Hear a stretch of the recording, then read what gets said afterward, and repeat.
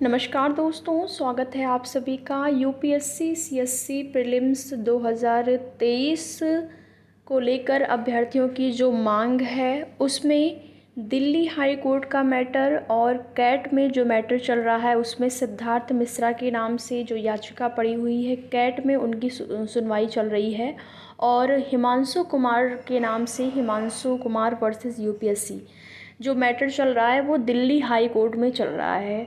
तो Himanshu Kumar versus UPSC के मामले में जो पिटीशन फाइल की गई है उसकी सुनवाई जो है वो आर्टिकल 226 के तहत दिल्ली हाई कोर्ट में ही हो रही है। सिद्धार्थ मिश्रा के नाम से जो याचिका पड़ी हुई थी उस याचिका को दिल्ली हाई कोर्ट से खारिज कर दिया गया, लेकिन हिमांशु कुमार के नाम से जो याचिका पड़ी हुई है वो याचिका पर सुनवाई जो है कि नेक्स्ट डेट 26 तारीख की लगी हुई है, यानी कि 26 जुलाई की लगी हुई है। यह याचिका 258 पेज की है जिसमें जीएस पेपर 1 और यहाँ पर पेपर 2 दोनों को ही यानी कि सी सेट दोनों को शामिल किया गया है और इन दोनों के विरोध में दिल्ली हाई कोर्ट में पिटीशन फाइल की गई है। यहाँ पर अभ्यर्थियों की जो मांग है वो जीएस पेपर 1, 2 दोनों का ही विरोध किया जा रहा है, यानी कि दोनों को ही रद्द कराने की अभ्यर्थियों की मांग है, जो कि हिमांशु कुमार वर्सेस यूपीएससी जो आपका दिल्ली हाई कोर्ट में मामला चल रहा है।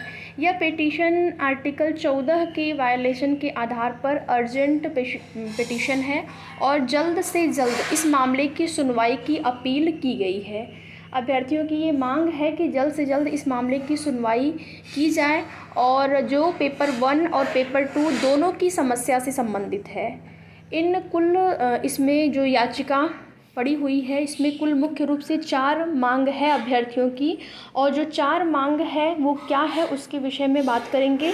पेपर 1 और पेपर 2 दोनों की ही समस्या से जो संबंधित है, जिसमें कि 4 मांगों में पहली आपकी 2023 यूपीएससी सीएससी प्रीलिम्स 2023 की जो परीक्षा हुई है उसको रद्द कर दिया जाए।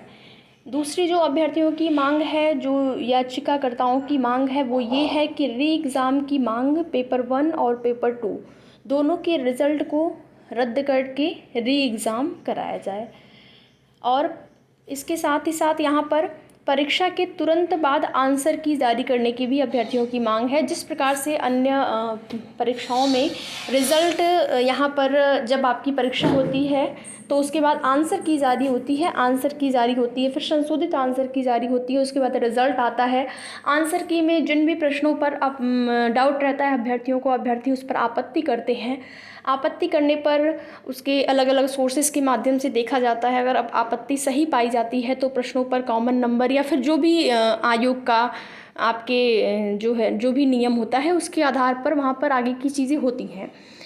तो यहाँ पर अभ्यर्थियों ने ये भी मांग की है कि परीक्षा के बाद आंसर की जारी की जाए।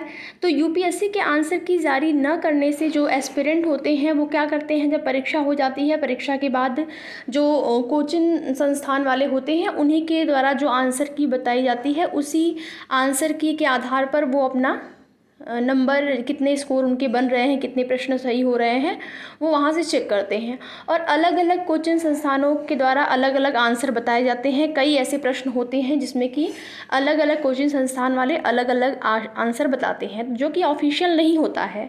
ऑफिशियल वही होता है जो कि आपके आयोग की तरफ से जारी किया जाए। तो आयोग की तरफ से जारी होता है आंसर की, तो अभ्यर्थी को कोई डाउट नहीं रहता है, अभ्यर्थियों को कोई कन्फ्यूज़न नहीं रहता है।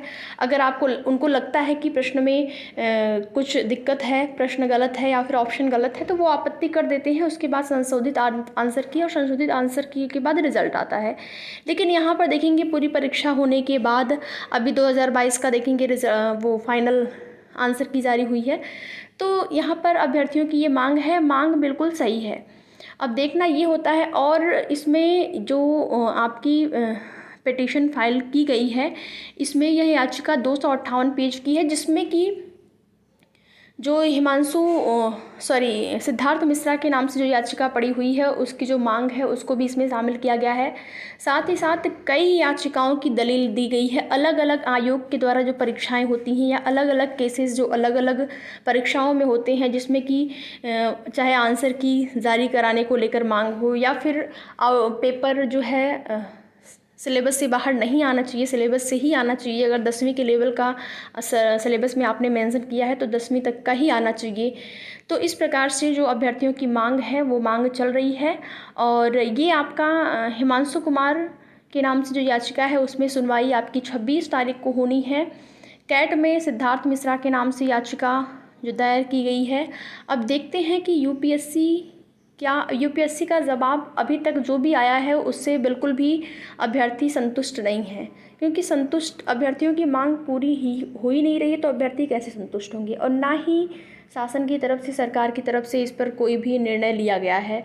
तो अभ्यर्थी अपने अनुसार उनको जो भी लगता है वो अपना प्रयास जारी रखे हैं और अलग अलग प्लेटफॉर्म के माध्यम से प्रयास कर रहे हैं कि उनकी मांगों को पूरा किया जाए। तो देखते हैं आगे की जो भी जैसी भी सूचना होगी आप सभी को उसकी जानकारी समय समय पर इस चैनल के माध्यम से दी जाएगी। वीडियो में लास्ट तक बने रहने के लिए आप लोगों का बहुत बहुत धन्यवाद।